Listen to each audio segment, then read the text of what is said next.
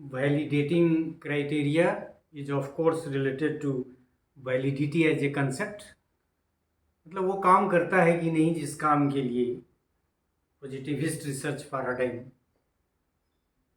Use किया गया है। तो वैलिडिटी मतलब किस तरह की चीज़ों को वैलिड मानता है, उसमें रिलायबिलिटी भी होगी, वैलिडिटी भी होगी। आप डिज़ाइन वगैरह में हम लोगों ने पढ़ा है वहाँ, या डिफरेंट तरह के वेरिएबल वगैरह में इंटरनल वैलिडिटी, एक्सटर्नल वैलिडिटी, उसी से संबंधित। सो validation is very much related to validity, objectivity, purposefulness and like that. So criteria for validating research located in the positivism paradigm are, ये एक नाम है,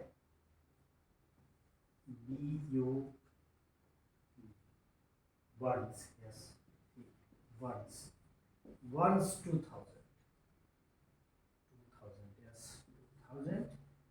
ये इनके अनुसार criteria for validating research located in positivism paradigm are internal validity.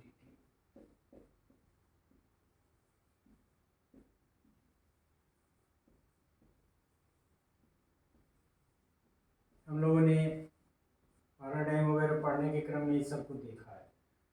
फिर external validity देखिए,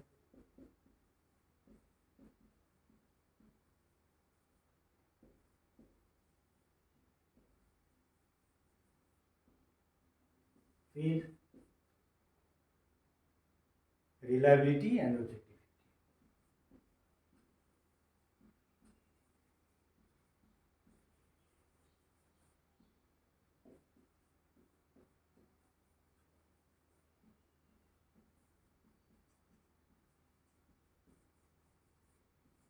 यहाँ से शुरू करते हैं। ऑब्जेक्टिविटी का मतलब आप समझते हैं, ऑब्जेक्टिव अभी हम लोग देख रहे थे कि ऑब्जेक्टिव नॉट सब्जेक्टिव, मतलब बायसनेस वगैरह का नहीं। सो वर्ड्स के अनुसार these are the validating criteria, जिससे वो आप वैलिडेट कर सकते हैं इंफॉर्मेशन। चौथा है ऑब्जेक्टिविटी। रिलायबिलिटी भी आप पढ़ चुके हैं मेड के स्टूडेंट के रूप में, शुरू में ही है, शायद फर्स्ट से सेकेंड सेमेस्टर में ही है आपका, और वो कंसिस्टेंसी की तरफ इशारा करता है। आगे हम पढ़ेंगे स्लाइड में इसको। कंसिस्टेंसी मतलब एक ही जैसा हो, आप मेजर करें तो कुछ और, दूसरा करें तो और ये दोनों वैलिडिटी है। और आप सभी जानते हैं कि वैलिडिटी का मतलब है पर्पस और हो रहा है। हम लोगों ने वहां कहा था, जब हम लोग एक्सपेरिमेंटल डिजाइन को पढ़ रहे थे, तो हम लोगों ने उस लेक्चर में आप देखेंगे बात की थी कि जो एक्सपेरिमेंटल डिजाइन है उसकी इंटरनल वैलिडिटी जो एक्सपेरिमेंटेशन से रिलेटेड है, जो एक्सपेरिमेंट का अरेंजमेंट है एक्सेट्रा एक्सेट्रा है, वो तो ठीक है, लेकिन उसकी एक्सटर्नल वैलिडिटी कंपैरेटिवली कम है, उसी वैलिडिटी से संबंधित है। So a good quality positivist approach has internal validity, external validity, reliability and objectivity.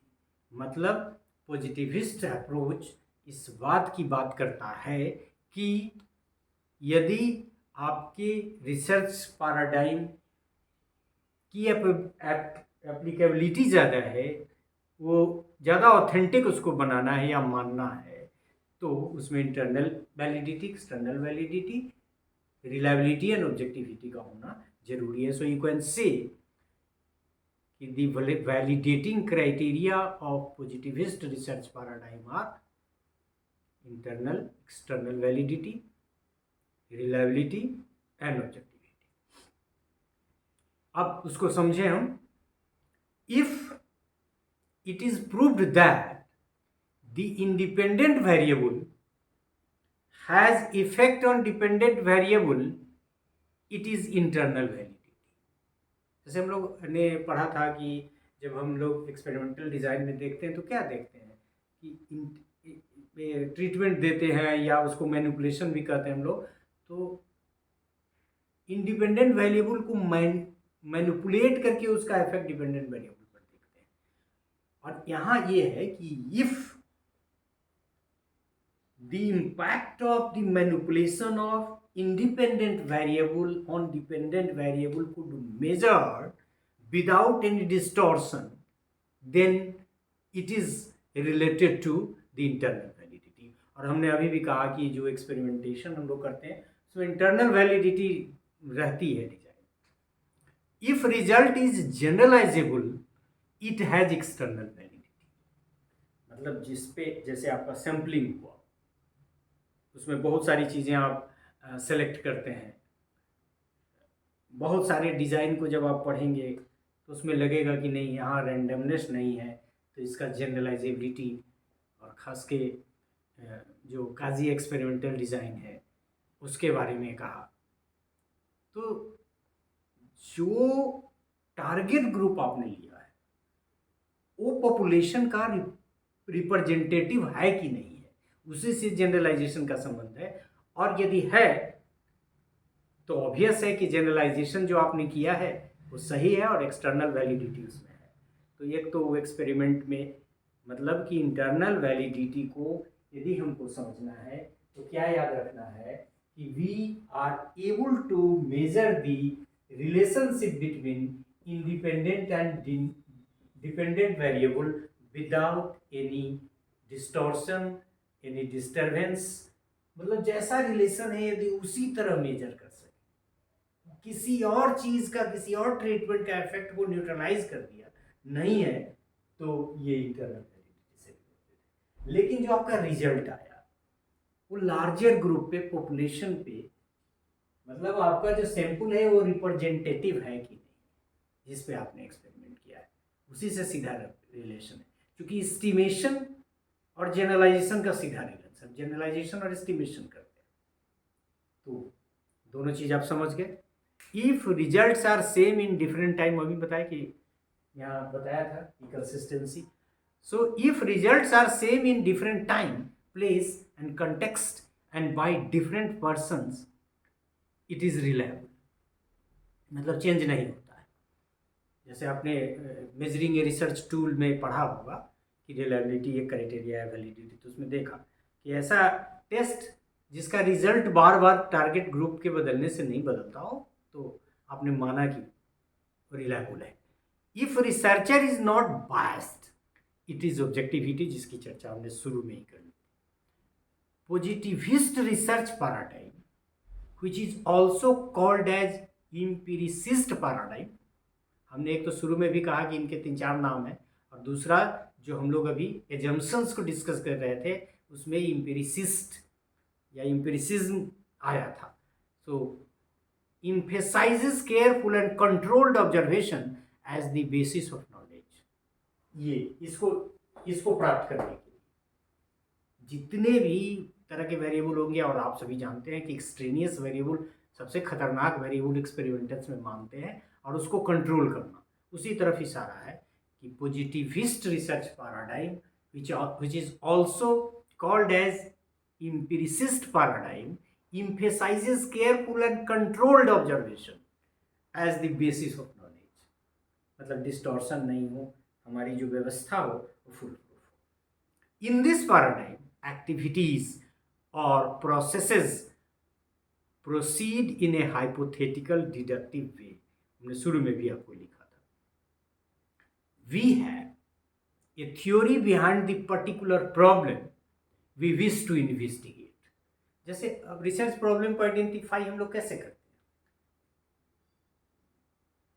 मतलब बेसिक जानकारी हमें होती है, तो उसी रिसर्च प्रॉब्लम को एक तरह से हम लोग यदि थ्योरी मान के टेस्ट करते हैं, उसी की तरफ इशारा है कि प्रॉब्लम इज देयर, आपका उसका अनुमान है, इसीलिए कहता है hypothesis is a intelligent guess, it is a hunch.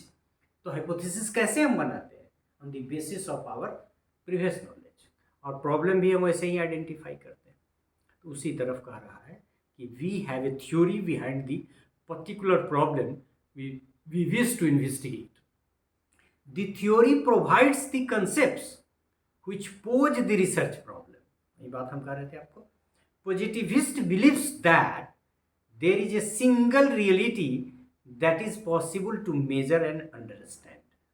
ये भी बात कर दिया, ये तो कह ही रहा है कि एक ही जैसा होगा, यूनिफॉर्मिटी होगी। Positivists propose a hypothesis that can be proved or disproved using a statistical data analysis। मतलब हम लोग क्या करते हैं कि हमारे पास ऑप्टिमम ज्ञान होता है, उसके आधार पर हम लोग प्रॉब्लम को आइडेंटिफाई करते हैं, फिर हाइपोथेसिस बनाते हैं, डाटा कलेक्शन करते हैं, उसका एनालिसिस करते हैं, और वह उसके बाद हम लोग हाइपोथेसिस को या तो रिटेन करते हैं या रिजेक्ट करते हैं। उसी को प्रूफ और डिसप्रूफ का। Positivism tends to investigate the existence of a relationship between two variables rather than the reason behind it। मतलब वो रीजन क्या है, ये इन्वेस्टिगेशन का मेन ऑब्जेक्टिव नहीं होता है। The main objective is to find a relationship between cause and effect relationship, cause and effect के बीच के रिलेशनशिप को मेजर करना है। तो ये भी एक इशारा कर रहा है। Quantitative method of research are usually employed in positivist paradigm। मतलब क्वांटिफिकेशन शुरू में भी हम लोगों ने देखा, data gathering, quantification, probability sampling technique, inferential and parametric statistics are usually applied in positivist paradigm. ये भी हम लोग बात कर चुके हैं। पॉजिटिविज्म इज गवर्न्ड बाय, इसको मैं लिखूंगा, ये आपको याद रखना चाहिए।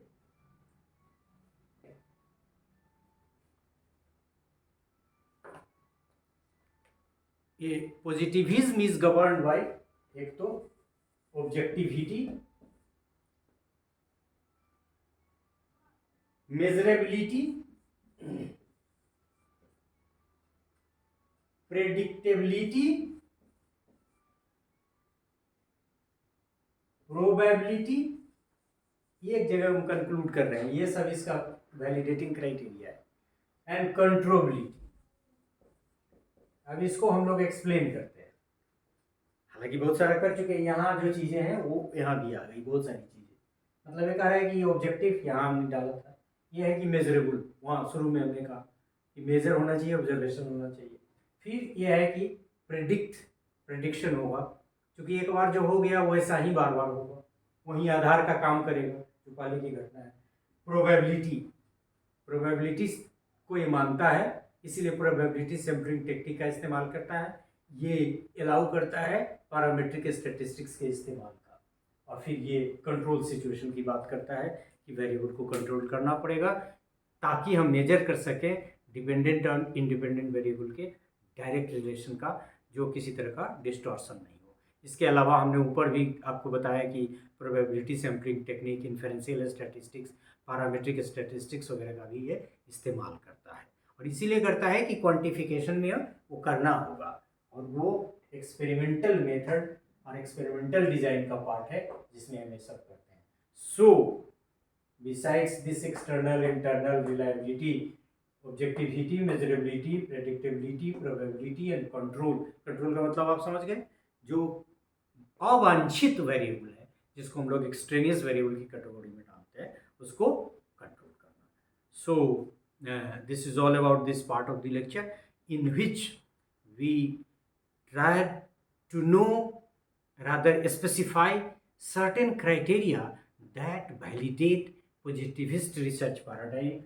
4 यहाँ हमने किया, इसके अलावा यहाँ से हम ऐड करते चले गए। और फिर इसके अलावा ये भी हम लोगों ने देखा कि इसमें हम लोग आमतौर पे जो स्टैटिस्टिकल ट्रीटमेंट की मदद से डाटा का एनालिसिस करते हैं, तो किस किस चीज़ का हम इस्तेमाल करते हैं।